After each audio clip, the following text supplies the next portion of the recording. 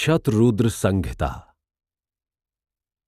शौनक जी ने सूत जी से कहा, आपने मुझे शिवजी के विवाह और युद्ध संबंधी अनेक सुंदर आख्यान सुनाए। अब आप भगवान शंकर के अवतारों की गाथा सुनाने की कृपा करें। सूत जी ने कहा कि इसी रहस्यपूर्ण कथा को सुनने के लिए सनत कुमार जी ने नंदीश्वर जी से प्रार्थना की थी। जो कुछ उन्होंने सुनाया वो मैं तुम्हें सुनाता हूं। नंदीश्वर जी ने कहा कि श्वेत लोहित नाम के 19वें कल्प में शिवजी का पहला सद्योजात नाम का अवतार हुआ। उस समय पर ब्रह्म का ध्यान करते हुए श्वेत लोहित नामक कुमार ब्रह्मा जी की शिखा से निकले। ब्रह्मा जी उन्हें सद्योजात शिव जानकर उन्हें प्रसन्न करने के लिए बार बार उनका चिंतन करने लगे। उनके चिंतन से नंदन, सुनंदन, विश्वनंदन, उपनंदन नाम के अनेक कुमार उत्पन्न हुए। उसके बाद ब्रह्मा जी को सृष्टि उत्पन्न करने की शक्ति सद्योजात के द्वारा प्रदान की गई। ब्रह्मा जी रक्त नाम के 20वें कल्प में रक्तगर्ण के हो गए। फिर उन्हीं के समान रक्त वाला नेत्र लेकर रक्तवर्ण के एक कामदेव नाम का पुत्र पैदा हुआ। उसे साक्षात शिव जानकर ब्रह्मा जी ने उसकी स्तुति की। उस रक्तवर्ण बालक से विवाह, विशोक, विरज और विश्वभावन नाम के 4 पुत्र उत्पन्न हुए। तभी कामदेव शिव ने ब्रह्मा जी को सृष्टि रचना की आज्ञा दी। ब्रह्मा जी पीतवास नाम के 21वें कल्प में पीतवर्ण के हो गए। उन्होंने पीले वस्त्र धारण किए।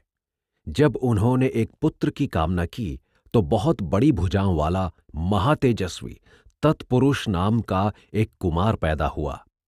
ब्रह्मा जी ने उसे शिवजी का अवतार समझा। वह शिव गायत्री का जाप करने लगा। उसके पास से बहुत से कुमार प्रकट हुए और उस कुमार ने सृष्टि रचना का सामर्थ्य ब्रह्मा जी को प्रदान किया।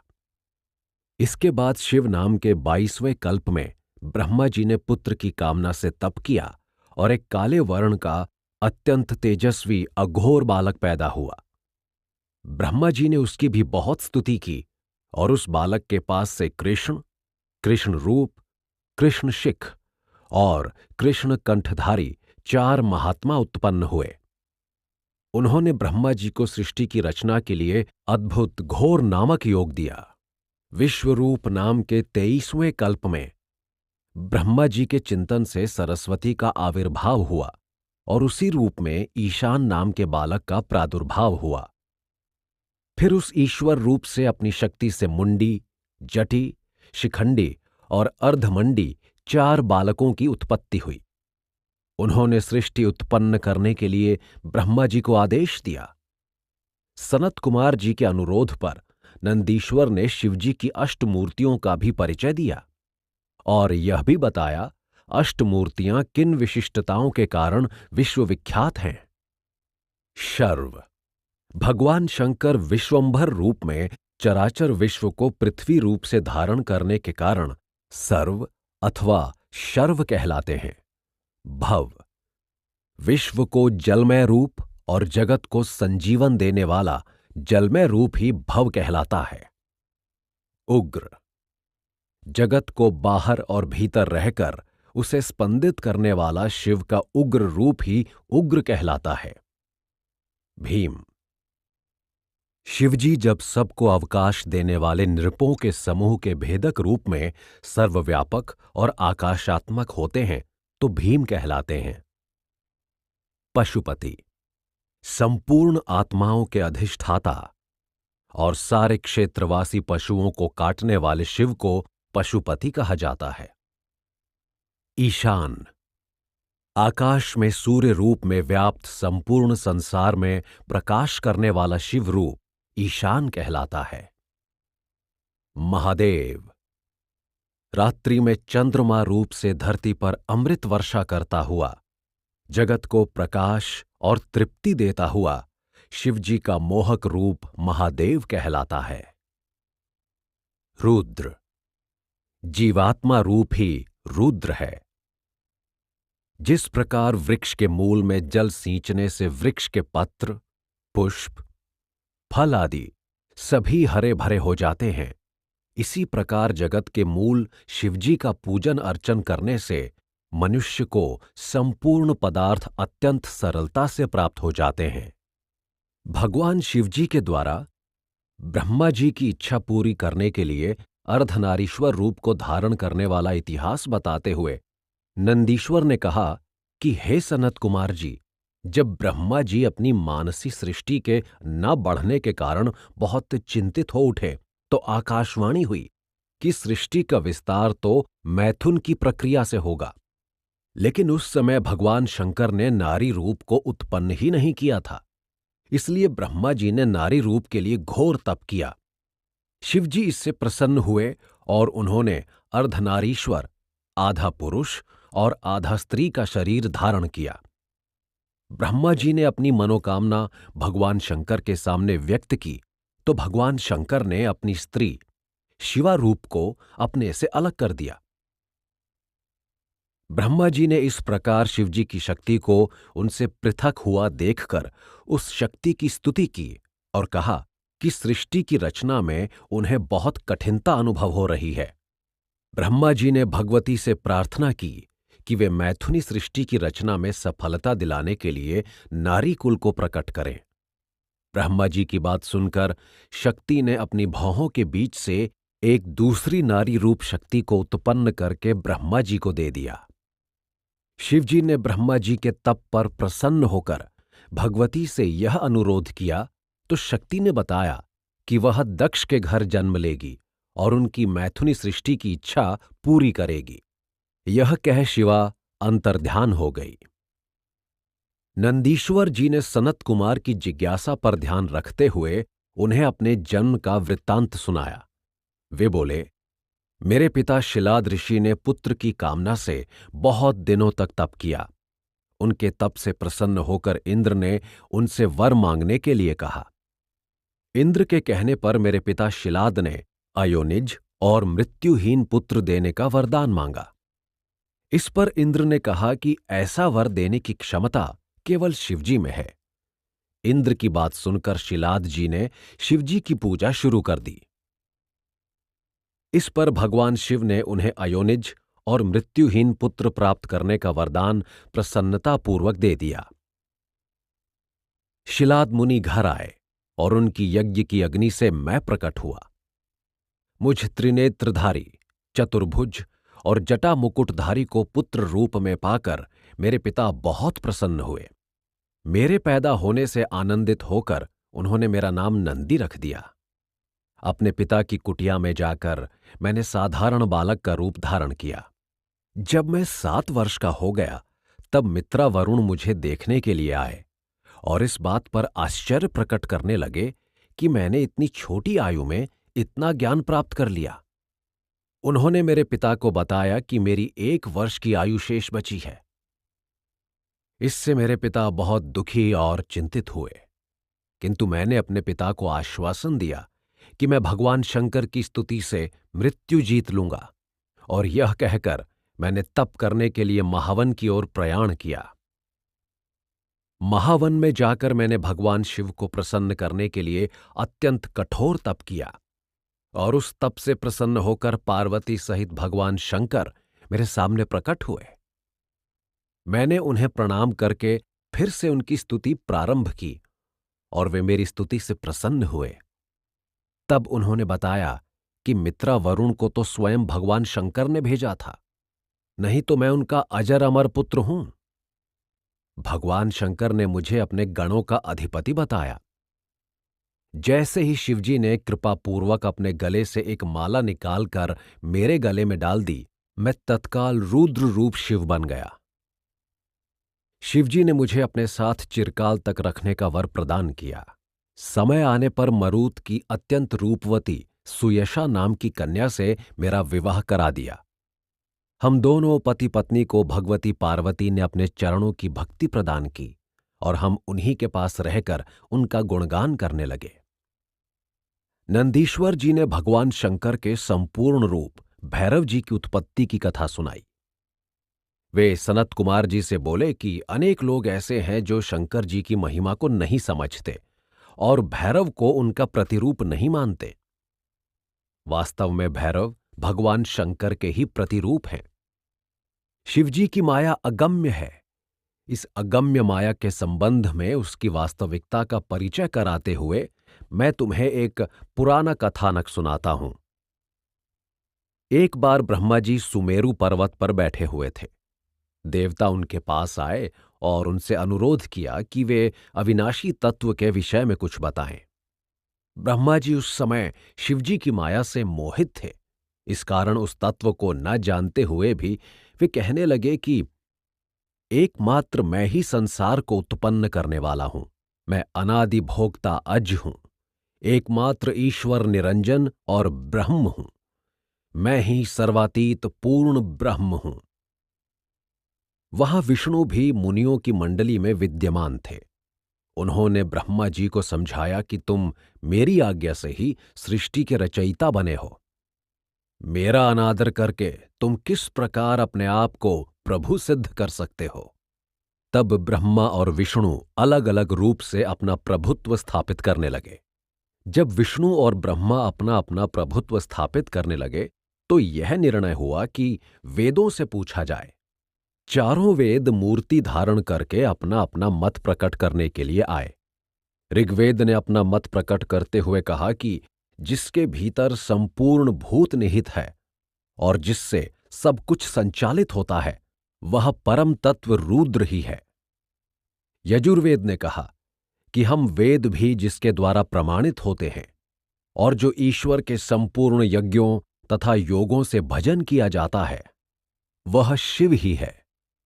सामवेद ने कहा कि जो सारे सांसारिकों को आकर्षित करता है, जिसे योगी खोजते हैं और जिसकी शोभा से सारा संसार प्रकाशित होता है वह त्रयंबक शिव ही है। अथर्ववेद ने कहा कि जिसका साक्षात्कार भक्ति से होता है और जो सुख दुखातीत पर ब्रह्म है वह केवल शंकर है। विष्णु जी ने वेदों के इस कथन के बाद भी कहा कि नित्य शिवा से रमण करने वाले धूल धूसरित वेशधारी पीत वर्ण सर्पों से घिरे हुए बैल पर चढ़ने वाले शिवजी को पर ब्रह्म नहीं माना जा सकता। ओंकार जी ने इस विवाद को सुनकर शिव को ही नित्य और सनातन ज्योति स्वरूप पर ब्रह्म बताया, किंतु विष्णु और ब्रह्मा शिवजी की माया से विमोहित थे।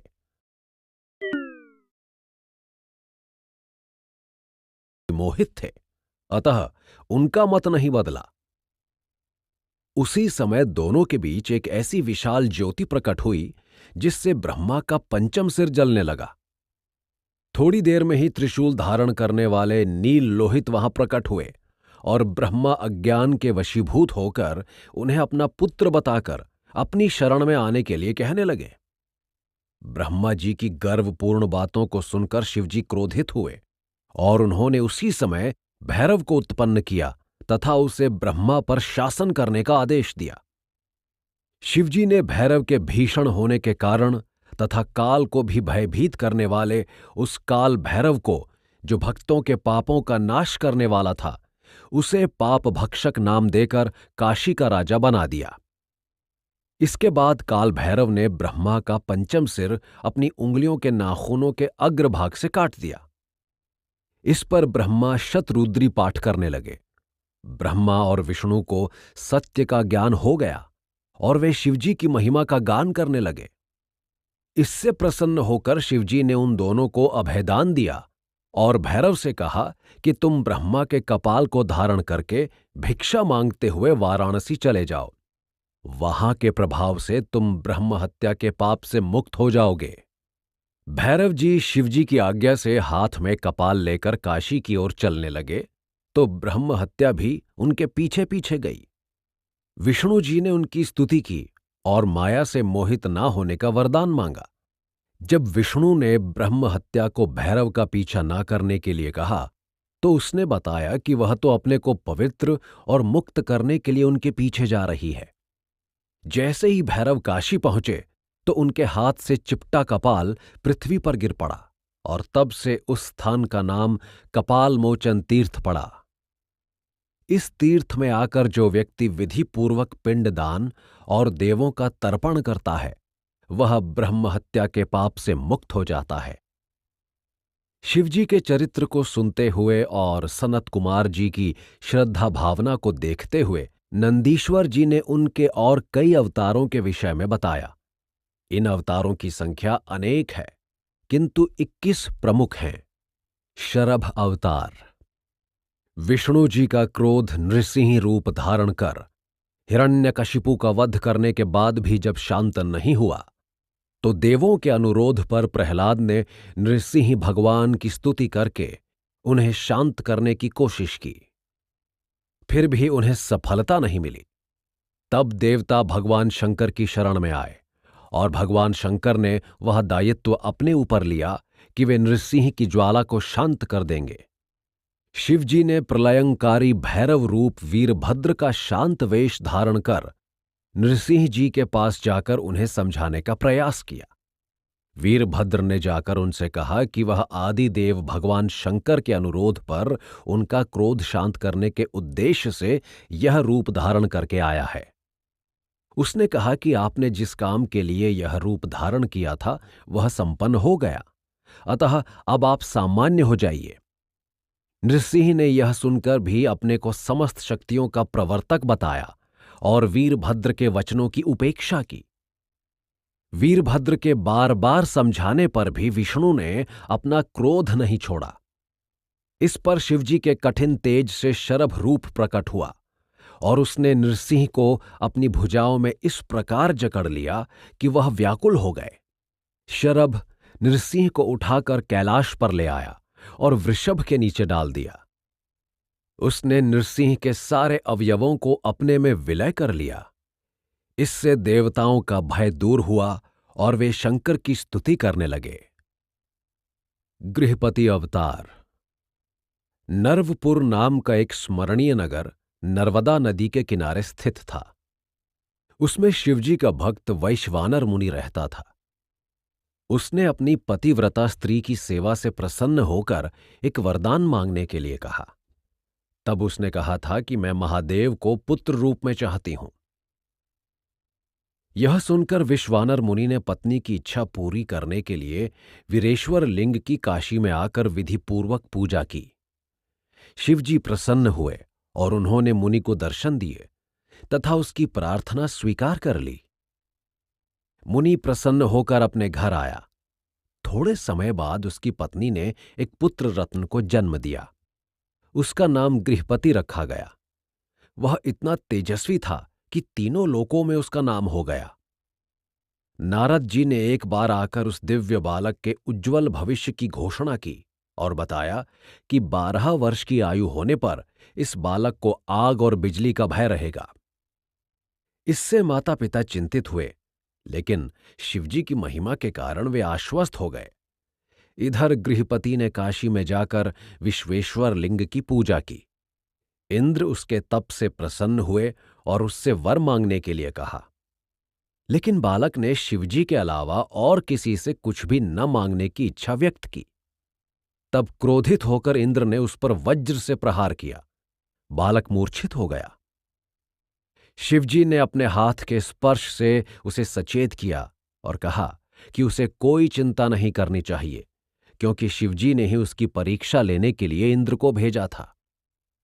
बालक शिवजी के दर्शन करके प्रसन्न हो गया और शिवजी ने उसे अजर अमर करके दिशाओं का अधिपति बना दिया। यक्षेश्वर अवतार।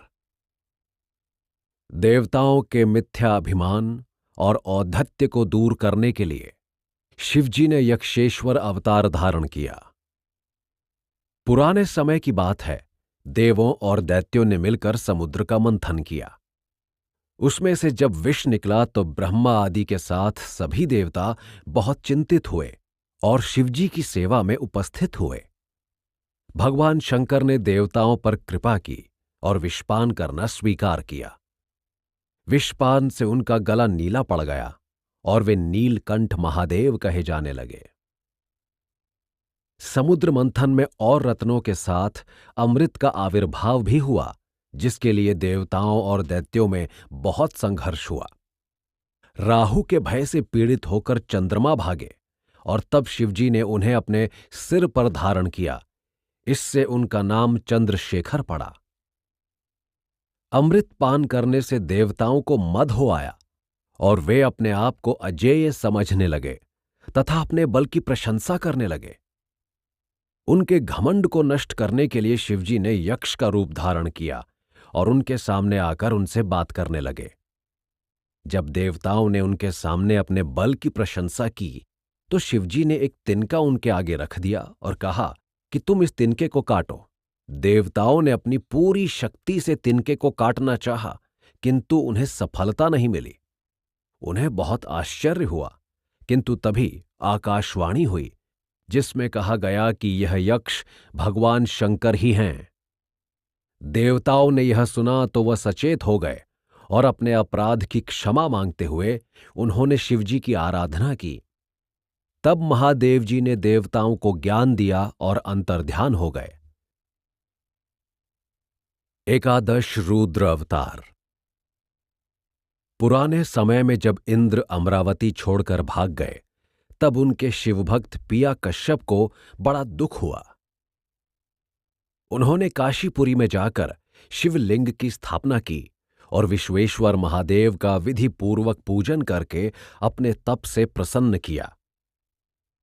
शिवजी उन पर प्रसन्न हो गए और उन्होंने कश्यप जी को विश्वास दिलाया कि वे देवताओं की दैत्य संबंधी बाधा को दूर करने का प्रयास करेंगे। अपने वचन के अनुसार शिवजी ने अपनी गंध से 11 रुद्रों को उत्पन्न किया।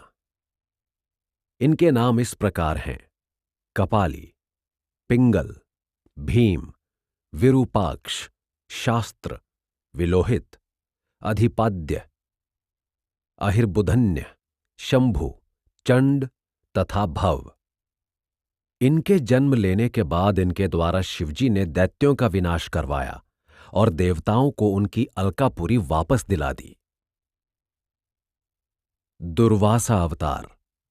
एक समय ऋक्ष नामक पर्वत पर ऋषि अत्रि ने अपनी पत्नी अनसूया के साथ कठोर तप किया।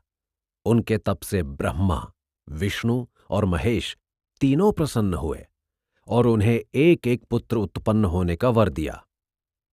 इस वर के अनुसार ब्रह्मा के अंश से चंद्रमा, विष्णु के अंश से दुर्वासा को अनसूया ने अपने उदर से उत्पन्न किया। यही दुर्वासा एक बार अम्बरीश की परीक्षा लेने गए।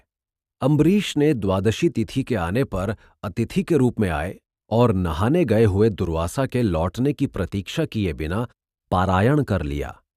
यह जानकर दुर्वासा क्रोध से पागल हो गए। उनके अकारण क्रोध पर राजा की रक्षा के लिए जैसे ही सुदर्शन चक्र दुर्वासा की ओर बढ़ा, वैसे ही आकाशवाणी के द्वारा दुर्वासा के वास्तविक रूप को जानकर वह रुक गया और फिर उसने शिव रूप दुर्वासा की स्तुति की। अम्बरीश ने भी दुर्वासा की वास्तविकता को जान लिया था, इसलिए उसने दुर्वासा की पूजा की और दुर्वासा ने प्रेम पूर्वक अम्बरीश के यहां भोजन किया। एक समय की बात है, दुर्वासा जी ने रामचंद्र जी की परीक्षा ली। वे नियम के अनुसार रामचंद्र से एकांत में वार्तालाप कर रहे थे। राम और दुर्वासा के बीच लक्ष्मण आ पहुंचे। बीच में आने के कारण राम ने लक्ष्मण को त्याग दिया। रामचंद्र के इस नियम से प्रसन्न होकर दुर्वासा ने उन्हें वरदान दिया। इसी तरह एक बार कृष्ण की भी दुर्वासा ने परीक्षा ली थी और उनकी ब्राह्मण भक्ति पर प्रसन्न होकर उन्हें वज्र के समान दृढ़ तथा शक्तिशाली अंग वाला होने का वरदान दिया। इसी रूप में द्रौपदी ने जब एक बार नग्न स्नान करते हुए दुर्वासा को अपनी साड़ी का एक टुकड़ा दिया था, जिसे पहनकर वह जल से बाहर निकले थे, तब उन्होंने संकट के समय द्रौपदी को वस्त्र बढ़ने का वरदान दिया था। इस प्रकार शिवजी का दुर्वासा रूप अवतार अनेक अद्भुत कार्य करता रहा। महेश अवतार। एक बार शिवजी भैरव को द्वारपाल के रूप में नियुक्त करके स्वयं विहार करने के लिए पार्वती के साथ अंदर चले गए। शिवजी को प्रसन्न करके उन्मत्त रूप में पार्वती जब दरवाजे के बाहर आईं, तो भैरव ने उनके अनुपम रूप सौंदर्य पर मुग्ध होकर आसक्ति भाव अनुभव किया। पार्वती ने भैरव के मन की विकृति जान ली और उसे मनुष्य योनि में पृथ्वी पर पैदा होने का शाप दे दिया। जब भैरव को आत्मज्ञान हुआ तो उसे बड़ा पश्चाताप हुआ और वह पार्वती की वंदना करने लगा। उसकी वंदना से प्रसन्न होकर भगवती के अमिट शाप के होते हुए भी उनकी इच्छा से उसे मनुष्य योनि में वैताल बनना पड़ा। इधर शिवजी ने भी उसके स्नेह से मुग्ध होकर पार्वती सहित लौकिक गति के रूप में पृथ्वी पर अवतार लिया। यहां पृथ्वी पर पार्वती का नाम शारदा और शिवजी का नाम महेश पड़ा। हनुमान अवतार। जब शिवजी ने विष्णु के मोहिनी रूप को देखा तो अपनी लीलावश अपना वीर्यपात कर दिया।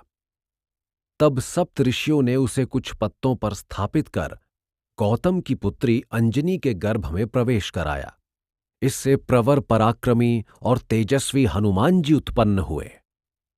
बचपन में सूर्य को छोटा सा फल समझकर जैसे ही हनुमान जी उसे अपने मुंह में डालने लगे तो देवताओं की प्रार्थना पर उसे छोड़ दिया।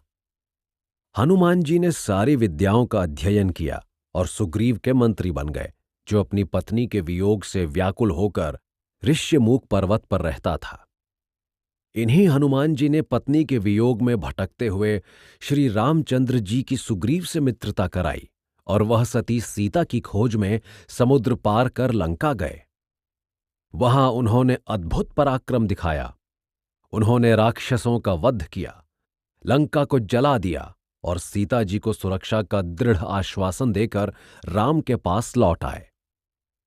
रामचंद्र जी ने शिवजी का पूजन करके समुद्र पार किया और रावण से युद्ध किया। इस युद्ध में हनुमान ने राम की बहुत सहायता की।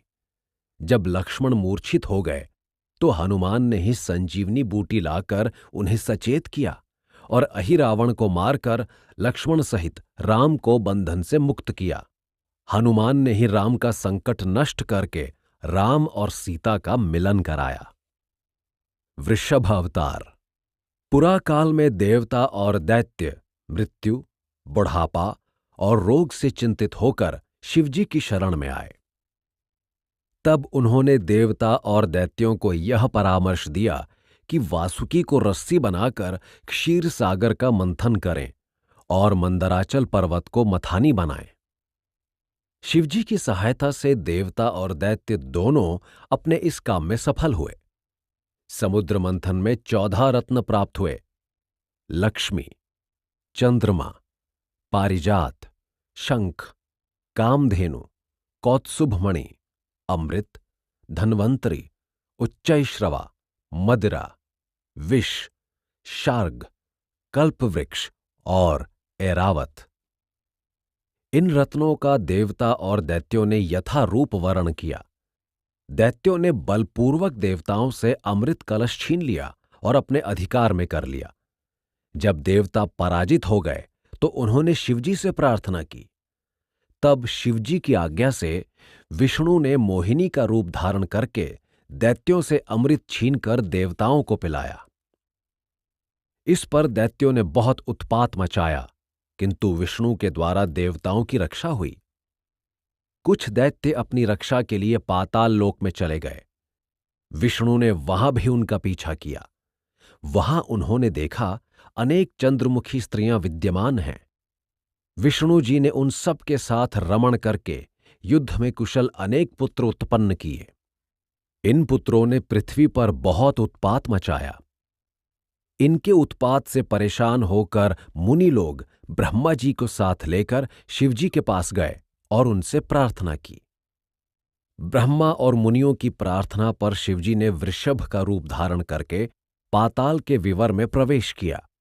वहां उन्होंने भीषण गर्जन किया। विष्णु के पुत्रों ने शिवजी पर आक्रमण किया। इस पर वृषभ वेशधारी शिवजी ने अनेक विष्णु पुत्रों को नष्ट कर दिया। अनेक को पराजित करते हुए बहुतों को मार डाला। विष्णु भी शिवजी की वास्तविकता ना समझने के कारण उन पर आक्रमण करने लगे। इस पर शिवजी ने अपने को ना पहचानने वाले विष्णु पर भीषण आक्रमण किया और अपने सींगों से उन्हें विदीर्ण कर दिया। जब विष्णु ने वृषभ की वास्तविकता को पहचान लिया तो उन्होंने शिवजी की स्तुति की और उन्हें प्रसन्न किया। विष्णु ने कहा, हे प्रभु, मैं आपकी माया से विमोहित होकर आपसे युद्ध कर बैठा हूं, किंतु सेवक और स्वामी का युद्ध नहीं होता है। शिवजी ने विष्णु के अज्ञान के कारण उन पर क्रोध व्यक्त किया और विष्णु लज्जित हुए तथा अपमानित होकर वहां से जाने लगे। शिवजी ने उन्हें रोका और उनका चक्र वहां पर रखवा लिया, किंतु उन्हें दूसरा चक्र प्रदान किया। इसके बाद विष्णु जी ने शिवजी से कहा कि इन रमणियों से जो चाहे रमण करे, तो शिवजी ने इसका विरोध किया। तब उन्होंने स्वयं उन पर शासन किया और विष्णु के दर्प का दलन करके वे वापस लौट आए। पिप्पलाद अवतार। एक समय देवताओं को वृत्रासुर ने पराजित कर दिया था, तो देवता ब्रह्मा जी के परामर्श से दधीचि के आश्रम में आए और उनकी सेवा की। दधीचि ने अपनी पत्नी सुवर्चा को घर भेजकर देवताओं से उनके आने का कारण पूछा। देवताओं ने बताया कि वे उनकी अस्थियां मांगने आए हैं। दधीचि ने शिवजी का ध्यान करके अपना शरीर त्याग दिया और इंद्र ने जल्दी ही कामधेनु से उनकी अस्थियां निकलवाकर और त्वष्टा के निरीक्षण में विश्वकर्मा को वज्र रूप अस्त्र बनाने का आदेश दिया। बाद में इंद्र ने इस वज्र से वृत्रासुर का वध कर दिया। जब दधीचि की पतिव्रता पत्नी घर से बाहर आई और उसने अपने पति को नहीं देखा तथा सारे वृत्तांत का उसे पता चला, तो वह अग्नि में जलने के लिए तैयार हो गई। उसी समय आकाशवाणी हुई, जिसमें कहा गया कि मुनीश्वर का तेज तुम्हारे गर्भ में विद्यमान है, इसलिए तुम आत्मदाह का विचार छोड़ दो। सुवर्चा ने दुखी होकर देवताओं को पशु होने का श्राप दिया और अपने गर्भ को पत्थर से तोड़ डाला। उसके गर्भ से दिव्य कांति वाला बालक उत्पन्न हुआ। सुवर्चा ने उसे साक्षात शिव समझा और प्रणाम किया। सुवर्चा ने बालक रूप शिव से प्रार्थना की कि वे पीपल के मूल में निवास करें और उसे पतिलोक में जाने की आज्ञा दें। इतना कहकर वह समाधिस्थ हो गई और अपने पति के पास चली गई। इधर ब्रह्मा आदि सभी देवताओं ने शंकर जी के नए अवतार को जानकर प्रसन्नता प्रकट की। ब्रह्मा ने उसका नाम पिप्पलाद रखा और अपने लोक को चले गए। पिप्पलाद मुनि के रूप में शिवजी ने अनेक लीलाएं की और फिर अपने लोक लौट आए। वैश्यनाथ अवतार। पुराने समय की बात है। सुनंदा नाम की एक रूपवती वेश्या नंदीग्राम में रहती थी। वह अपने व्यवसाय को जीते हुए भी शिवजी की भक्त थी और रुद्राक्ष तथा विभूति धारण करके शिव के नाम जपने में हमेशा तन्मय रहती थी। एक दिन शिवजी एक वैश्य का रूप धारण कर उसकी परीक्षा लेने गए। उनके पास एक सुंदर कंगन था, जिसे प्राप्त करने के लिए वेश्या पागल हो गई। उसने उस कंगन को लेना चाहा और अपने धर्म के अनुसार उसने यह प्रस्ताव किया कि वह कंगन के मूल्य के रूप में 3 दिन और 3 रात उस वैश्य की पत्नी बनकर उसके साथ रमण करेगी। वैश्य रूपधारी शिवजी ने इस बात को स्वीकार कर लिया। सुनंदा ने कंगन लेकर अतिथि वैश्य को एक बहुत सुंदर सेज पर सुला दिया। इतने में ही घर में आग लग गई। इसकी सूचना पाकर वह व्याकुल हो गई। उसने यह जाना कि उस आग में कंगन जल गया। उस कंगन के कारण वैश्य ने चिता बनवाकर आत्मदाह कर लिया। वैश्य के जलने के कारण सुनंदा अपनी प्रतिज्ञा पूरी नहीं कर पाई। इस कारण वह भी व्याकुल हो उठी और अपने प्राणों का विसर्जन करने को आतुर हो गई। उसकी इस निष्ठा को देखकर शिवजी अपने रूप में प्रकट हुए और अपने दिव्य दर्शनों से उसे कृतार्थ कर वर मांगने के लिए कहा। सुनंदा ने उनके चरणों में गिरकर उनसे नित्य प्रति भक्ति का वरदान मांगा। शिवजी ने तथास्तु कहकर वह वर उसे दे दिया। द्विजेश्वर अवतार। पुराने समय की बात है। भद्रायु अपनी पत्नी सीमंती के साथ वन विहार के लिए गया। उसी वन में शंकर और पार्वती भी द्विज दंपत्ति के रूप में वन विहार करने के लिए पहुंच गए। वहां एक मृगराज अचानक प्रकट हुआ। उससे शिवजी डर गए और अपनी रक्षा के लिए उस राजा की शरण में गए। राजा ने अपने भयंकर अस्त्रों से उस मृगराज पर आक्रमण किया, लेकिन उसका आक्रमण निरर्थक सिद्ध हुआ और वह ब्राह्मण की स्त्री को मुंह में दबाकर भाग गया। यह देखकर ब्राह्मण ने राजा को बहुत बुरा भला कहा और अपनी पत्नी के वियोग में जल मरने के लिए तैयार हो गया। राजा ने उससे प्रार्थना की कि ऐसा न करे। तब ब्राह्मण ने राजा के सामने एक शर्त रखी कि वह उसकी पत्नी के बदले अपनी प्रधान रानी को ब्राह्मण को दान में दे। राजा ने शरणागत की रक्षा न करने की पाप भावना से मुक्ति पाने के लिए अपनी पत्नी को ब्राह्मण को देने का निश्चय किया, लेकिन इस दान का संकल्प करके भद्रायु स्वयं चिता में जलने के लिए तैयार हो गया। तब शिवजी ने अकस्मात प्रकट होकर उसे वास्तविकता का ज्ञान कराया तथा बताया कि उसकी पत्नी वस्तुतः पार्वती हैं और सिंह माया निर्मित है। यतिनाथ अवतार। आहुका नामक एक शिव भक्त भील दंपत्ति अंबुदाचल पर्वत के पास रहता था। एक समय खाने की खोज में आहुक बहुत दूर निकल गया। जब वह थक कर घर आया तो यति के रूप में शिवजी उसके घर आए हुए थे। उसने उनका पूजन किया और यति ने रात उसके यहां व्यतीत करने की इच्छा प्रकट की तो भील संकोच में पड़ गया। आहुका ने गृहस्थ की मर्यादा का स्मरण कराते हुए यह प्रस्ताव रखा कि यति घर में विश्राम करे और आहुक बाहर रहकर देखभाल करे। आहुक ने यह बात मान ली और यति को घर में रहने की अनुमति दे दी। वह धनुष बाण लेकर बाहर रक्षा करने लगा। प्रातःकाल आहुका और यति ने देखा कि आहुक को पशु खा गए। आहुका ने कहा कि मैं चिता में जलकर अपने पति के पास पहुंच जाऊंगी। जब आहुका चिता में जलने लगी तो शिवजी ने प्रकट होकर उसे दर्शन दिए और वरदान दिया। इस वरदान से ही अगले जन्म में आहुक राजा नल बना और आहुका दमयंती। अवधूतेश्वर अवतार। एक समय अन्य देवताओं को साथ लेकर बृहस्पति और इंद्र शंकर जी के पास आए। शिवजी ने इंद्र की परीक्षा लेने के लिए अवधूत का रूप धारण कर लिया और उसका मार्ग रोका। जब इंद्र ने उसका परिचय पूछा तो भी वो चुप रहा। इस पर इंद्र ने अवधूत पर प्रहार किया। वह अपना वज्र छोड़ना ही चाहता था कि वह जड़ हो गया। तब बृहस्पति ने शिवजी को पहचान लिया और उनकी आराधना की। शिवजी ने प्रसन्न होकर इंद्र को क्षमा कर दिया। सुरेश्वर अवतार।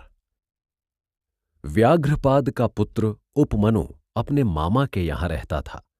वह हमेशा से पीड़ित रहता था और उसे दूध आदि भी ठीक तरह से नहीं मिलते थे। उसकी माता ने अभाव की पूर्ति के लिए पुत्र को शिवजी की शरण में जाने के लिए कहा। उपमन्यु ने ओम नमः शिवाय का जप किया और शिवजी को प्रसन्न किया। शिवजी ने इंद्र का रूप धारण कर उसे दर्शन दिए और शिवजी की बुराई करते हुए अपने से वर मांगने के लिए कहा, लेकिन उपमन्यु इस पर क्रोधित हो उठा और इंद्र को मारने दौड़ा। इस प्रकार शिवजी ने उपमन्यु के मन में अपने लिए अटूट भक्ति और श्रद्धा देखकर उसे अपने रूप के दर्शन कराए और क्षीर सागर के समान एक अनश्वर सागर प्रदान किया। कृष्ण दर्शन अवतार। एक समय इक्ष्वाकु वंश में श्राद्ध देव की 9वीं पीढ़ी में राजा नभग का जन्म हुआ। नभग विद्याध्ययन के लिए गए और गुरुकुल से बहुत देर तक वापस नहीं आए। तब छोटे भाइयों ने राज्य का आपस में विभाजन कर लिया और नभग का किसी को भी ध्यान नहीं रहा। जब वह लौटकर आए तब उन्हें कहा गया कि उनका भाग तो पिता के पास है, किंतु पिता ने भी इस बात को असत्य बताया तथा उन्हें कहा गया कि यदि उन्हें समृद्ध होना है तो वह यज्ञ को संपन्न करें और ब्राह्मणों के मोह को दूर करके उनसे समृद्धि मांगे। नभग ने यज्ञ भूमि में पहुंचकर विश्वदेव सूक्त से भगवान शंकर की आराधना और पूजन किया। उसने यज्ञ संपन्न कराया। आंगिरस ब्राह्मण यज्ञ का शेष धन नभग को देकर स्वर्ग चले गए। इसी समय शिवजी ने कृष्ण रूप में दर्शन देकर नभग की परीक्षा ली और कहा कि शेष धन पर इनका अधिकार है। जब विवाद बढ़ा तब शिवजी ने उसके पिता से निर्णय कराने के लिए कहा। श्राद्ध देव ने कहा कि यह पुरुष भगवान शंकर हैं और यज्ञ में शेष वस्तु उन्हीं की है। यदि वे चाहें तो तुम इसे पा सकते हो। पिता के वचनों को सुनकर नभग ने अनेक प्रकार से शिवजी की पूजा की और उनके दिए हुए ज्ञान से उनकी सद्गति हुई। भिक्षुवर्य अवतार। एक समय की बात है, विदर्भ के नरेश सत्यरथ को शत्रुओं ने मार डाला और उनकी गर्भवती पत्नी ने कठिनता से अपने प्राण बचाए। समय आने पर उसने पुत्र को जन्म दिया और जब रानी तालाब के किनारे पानी पीने गई तो वहां एक घड़ियाल के द्वारा निगल ली गई। उसका पुत्र भूख प्यास से चिल्लाने लगा। तब वहां शिवजी की माया से विमोहित एक भिखारिन पहुंची और उसे बालक पर दया आ गई। शिवजी ने भिक्षुक रूप धारण कर उसे बालक के विषय में बताया और कहा कि वह इसका पालन पोषण करे। यह बालक शिवभक्त विदर्भ नरेश सत्यरथ का पुत्र है। शिवजी ने भिक्षुणी को अपने योग के दर्शन कराए। भिक्षुणी ने उनकी आज्ञा से बालक का पालन पोषण किया, जो बड़ा होकर शिवजी की कृपा का पात्र बना। ब्रह्मचारी अवतार। यह अवतार भगवान शंकर ने पार्वती की परीक्षा लेने के लिए लिया था। जब सती ने हिमालय राज के यहां जन्म लिया और शिवजी को पाने के लिए तपस्या की, तब पहले तो शिवजी ने सप्तर्षियों को परीक्षा के लिए भेजा और बाद में ब्रह्मचारी के रूप में स्वयं गए। ब्रह्मचारी के रूप में उन्होंने शिवजी की बुराई की, जिसे सुनकर पार्वती ने ब्रह्मचारी को बहुत बुरा भला कहा। शिव ने प्रसन्न होकर अपने दर्शन दिए और फिर पार्वती से विवाह कर लिया। किरात अवतार। अर्जुन ने शिव को प्रसन्न करने के लिए घोर तप किया। जब दुर्योधन को पता चला तो उसने मूक दैत्य को बाधा डालने के लिए भेजा। उसने सूअर का वेश धारण करके अर्जुन पर आक्रमण किया। दूसरी तरफ भगवान शंकर ने अपने भक्त की रक्षा के लिए सूअर पर बाण चलाया। इस समय शंकर किरात का वेश धारण किए हुए थे। अर्जुन ने शिव को न पहचान कर कहा कि यह सूअर मेरे द्वारा मारा गया है, जबकि किरात वेशधारी शिव ने उस पर अपना अधिकार जमाया। इस बात पर दोनों में भयंकर युद्ध छिड़ गया। अर्जुन के सारे शस्त्र बेकार हो गए। निराश होकर वह फिर शिव की आराधना में लग गया। जब उसने देखा कि उसके द्वारा डाली गई शिवजी की मूर्ति की माला किरात के गले में पड़ी है, तो उसे वास्तविकता का ज्ञान हो गया और इतने में ही शिवजी ने उसे अपने दिव्य रूप के दर्शन कराए और पाशुपत अस्त्र दिया। नट नर्तक अवतार। जिस समय तप में लीन पार्वती को शिवजी ने दर्शन दिए और उसके पिता से विधिवत उसे मांगने की प्रार्थना स्वीकार की, तो भगवान शंकर ने नट नर्तक का रूप धारण किया। उन्होंने बाएं हाथ में त्रिशूल धारण किया और दाएं हाथ में डमरू लिया और बहुत सुंदर नृत्य किया। उनके नृत्य से वहां पर उपस्थित सभी लोग बहुत प्रसन्न हुए। तब मैना स्वयं रत्न का थाल भरकर वहां उसे देने के लिए आई। परंतु शिवजी ने भिक्षा में पार्वती को मांगा तो मैना बहुत क्रुद्ध हुई। इतने में ही वहां पर हिमाचल राज आ गए और वह भी नर्तक की मांग पर बहुत क्रोधित हुए। उन्होंने अपने नौकरों को उसे निकाल देने का आदेश दिया, किंतु नौकर ऐसा कर नहीं पाए। कुछ देर बाद नर्तक वेशधारी शिवजी ने पार्वती को अपना रूप दिखाया और फिर वो वहां से चले गए। उनके चले जाने के बाद मैना और हिमाचल को वास्तविकता का ज्ञान हुआ और उन्होंने पार्वती को शिवजी को देने का निर्णय किया। विभु अश्वत्थामा अवतार। बृहस्पति के पौत्र और भारद्वाज के अयोनिज पुत्र द्रोणाचार्य ने शिवजी को अपने तप से प्रसन्न किया और उनसे तेजस्वी पुत्र मांगा। फलस्वरूप यथासमय अश्वत्थामा का जन्म हुआ, जिसके बल पर कौरवों को बहुत गर्व हुआ। अश्वत्थामा ने कृष्ण अर्जुन आदि के देखते देखते पांडवों को परास्त कर दिया। जब उसने ब्रह्मास्त्र का प्रयोग किया तो अर्जुन ने शैवास्त्र का प्रयोग करके उसे शांत कर दिया। अश्वत्थामा ने शिवजी के अस्त्र से उत्तरा के गर्भस्थ शिशु को निर्जीव कर दिया। लेकिन फिर भगवान श्री कृष्ण ने शिवजी की कृपा से उसे पुनर्जीवित किया। इसके उपरांत श्री कृष्ण और सभी पांडवों ने अश्वत्थामा का पूजन किया। साधु अवतार। जब हिमाचल राज ने अपनी पुत्री पार्वती को शिवजी को देने का निश्चय कर लिया, तब देवताओं को ईर्ष्या होने लगी और उन्होंने यह सोचा कि कहीं पर्वतराज शिवजी की कृपा से निर्वाण पथ का अधिकारी ना हो जाए। यदि उसे शिवजी की कृपा से सारे रत्न मिल गए तो पृथ्वी की रत्नगर्भा संज्ञा व्यर्थ हो जाएगी। इस पर उन्होंने बृहस्पति से मंत्रणा करके ब्रह्मा जी के पास जाने का निश्चय किया और वहां शिवजी की निंदा करके हिमाचल को अपने निश्चय से अलग होने का अनुरोध करने लगे। ब्रह्मा जी ने शिवजी की निंदा करने से मना कर दिया, लेकिन देवताओं के बहुत प्रार्थना करने पर ब्रह्मा जी ने कहा कि कोई भी देवता ऐसा नहीं कर सकता। तुम स्वयं शिवजी के पास जाओ और उनसे अपनी निंदा करने के लिए प्रार्थना करो। इस पर शिवजी ने साधु का वेश धारण किया और हिमालय राज के पास जाकर अपनी निंदा की। हिमाचल ने पहले तो साधु का स्वागत किया, लेकिन बाद में उसने अपने को ज्योतिषी बताकर शिवजी का विरूप वर्णन किया और यह भी कहा कि पार्वती ऐसे व्यक्ति के साथ सुखी कैसे रहेगी। लेकिन पर्वतराज उस बात से विचलित नहीं हुए। उन्होंने अपनी पुत्री का विवाह शिवजी से किया। इस प्रकार नंदीश्वर के पूछने पर सनत कुमार जी ने शिवजी के कुछ अवतारों का संक्षिप्त वर्णन किया और उनके पूछने पर सनत कुमार जी से नंदीश्वर जी ने बताया, सर्वव्यापक भगवान शंकर के 12 ज्योतिर्लिंग कहे जाते हैं। इनमें 9 बहुत प्रमुख हैं। 12 ज्योतिर्लिंग इस प्रकार हैं। पहला, सौराष्ट्र में सोमनाथ। दूसरा, श्रीशैल में मल्लिकार्जुन। यह भृगु कक्ष स्थान पर विद्यमान है और उपलिंग के रूप में इसे रुद्रेश्वर कहते हैं। तीसरा, उज्जैनी में महाकालेश्वर।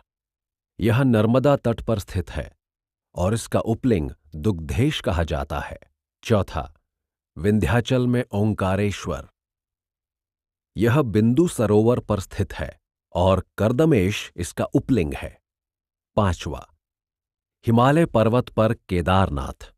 यह यमुना तट पर स्थित है और इसका उपलिंग भूतेश कहलाता है। छठा, डाकिनी में भीमशंकर। यह सह्याद्री में स्थित है और इसका उपलिंग भीमेश्वर कहलाता है। सातवां, काशी में विश्वनाथ। आठवां, अंबिकेश्वर। यह गौतम तट पर स्थित है। 9, अयोध्यापुरी में नागेश्वर। यह सरस्वती तट पर स्थित है और भूतेश्वर इसका उपलिंग है। 10वां, चिताभूमि में वैद्यनाथ। 11वां, सेतुबंध में रामेश्वर। 12वां, देव सरोवर में घुश्मेश्वर। इसका स्थान शिवालय है और व्याघ्रेश्वर इसका उपलिंग है। नंदीश्वर जी ने इन ज्योतिर्लिंगों की पूजा का फल बताते हुए कहा कि सोमनाथ का पूजन करने से क्षय और कुष्ठ आदि रोग दूर हो जाते हैं। मल्लिकार्जुन के दर्शन से मनवांछित फल मिलते हैं। महाकालेश्वर के दर्शन से सभी कामनाओं की पूर्ति होती है और उत्तम गति प्राप्त होती है।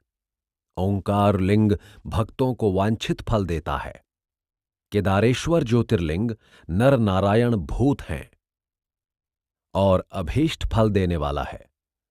भीमशंकर भक्तों को सभी कुछ देने वाले हैं और विश्वेश्वर लिंग भक्ति और मुक्ति प्रदान करता है।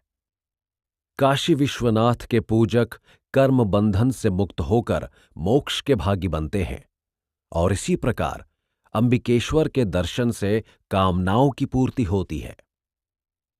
वैद्यनाथ के पूजन से रोग की निवृत्ति होती है और सुखों में वृद्धि होती है।